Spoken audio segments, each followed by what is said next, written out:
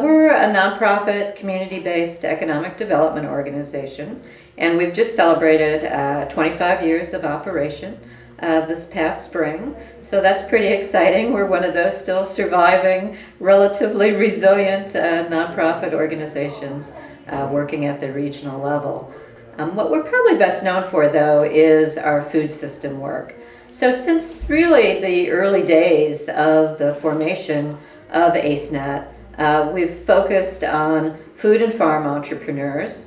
In 1992, we really started to develop our Food Ventures program and opened a shared use, or oftentimes referred to as kitchen incubator facility, in 1996. And the work that we've been able to do statewide, and certainly the more recent cross-pollination, I think, of learning between southeastern Ohio and northeastern Ohio, has been around how to develop appropriate infrastructure for more localized food economies.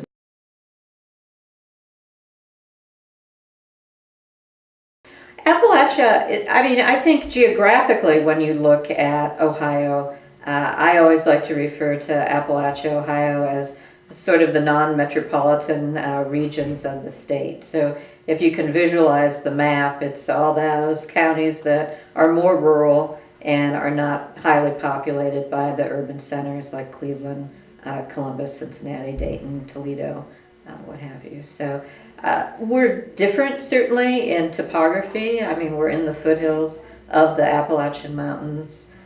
One of the assets, I think, for our work here within the food system is we still have had a strong tradition of diversified agriculture. So when you think of Ohio as this, fourth in the nation in terms of agriculture, the traditions, the foodways in southeastern Ohio or throughout the Appalachian counties are, really hark back to a more diversified ag base. So a lot of specialty crop. We pretty much have everything. Even dairies are starting to come back. We have a lot of folks doing artisan cheese. Strong tradition of certified organic down here, certainly along the Ohio River.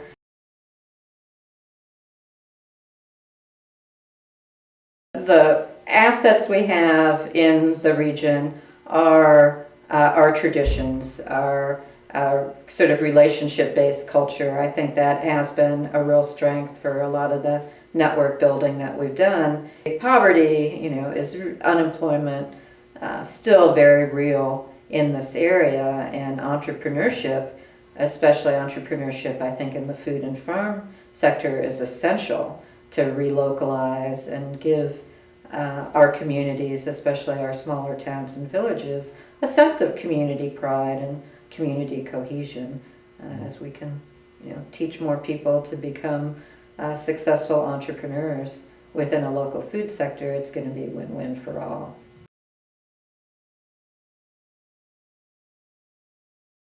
Since we opened in '96, we've had about 260 clients.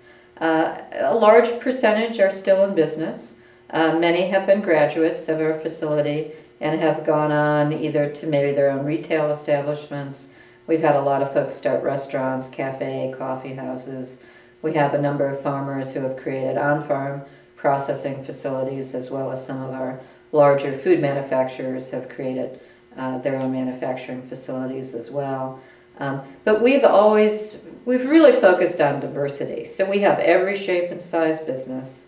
Right now we're licensed to do pretty much every kind of FDA commercial food product.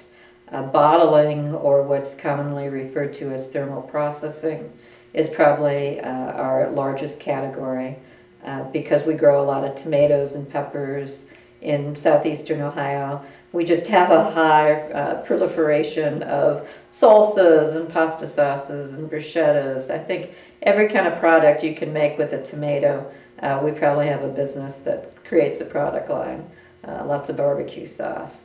So that's probably our biggest category in terms of usage of the facility. But our central kitchen is very well equipped for bakery, for catering, for prepared food businesses.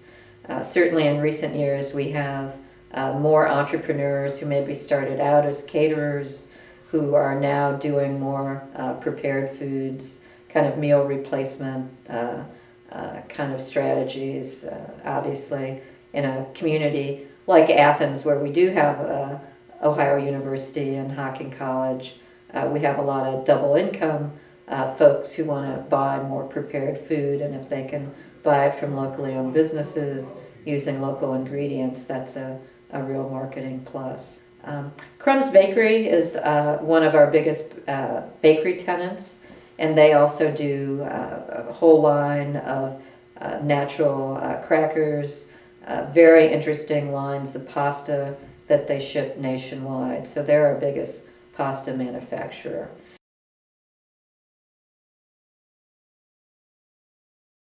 It was really the farmers who were the early champions of ACENet developing this facility. Many of them wanted to do value-added products. Many of them had already experimented with direct marketing. One of our great sort of jewels in the crown of our local food system here is the Athens Farmers Market. So even before we opened the Food Ventures Center, we had a lot of farm clients who were selling either direct markets through CSAs. Many of them were longtime vendors at the Athens Farmers Market. Some had started to sell to restaurant markets.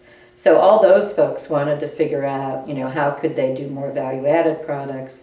How could they extend the season? And I think some of it was the limitations of our ability to raise as much money as we wanted in the early stages.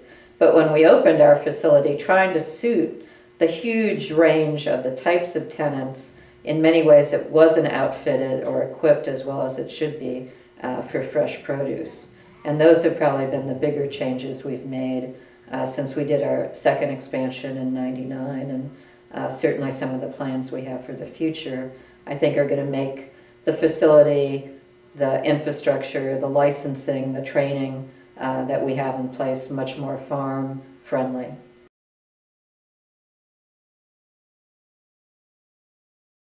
Well, I think if you go back and kind of look at our history, a lot of our work in the 80s, especially in the food sector, was around consumer education, trying to build more market demand to support local businesses, and certainly local food businesses, whether they were restaurants or food service or farm-based enterprises. What we started to do in the early 90s was open business incubators, because the infrastructure piece, especially for low and moderate income entrepreneurs, was still a big challenge. There either wasn't enough space or there wasn't affordable space for startup businesses. So in '91 we opened our first 2 business incubators, and that was kind of an eye-opener for us getting into the management of real estate. I think it was a great start for us in many ways before we started the Food Ventures Center. We started attending National Business Incubator Association conferences, and that's where we really saw this kitchen incubator model being developed on the East Coast and West Coast. So we went and looked at some of the existing, relatively newly established kitchen incubators, and then tried to think about how those models could be adapted for this region. And it's been 14 years, almost 15 years since we've opened the Food Ventures Center. I think a lot of our early assumptions in the feasibility planning, certainly the early expectations we had of who our tenants would be, has changed radically, and hopefully, I think I should say evolved. We've gotten smarter as we've worked within our network of both tenants and clients, certainly along the Ohio River and in Athens County. And that must be my phone.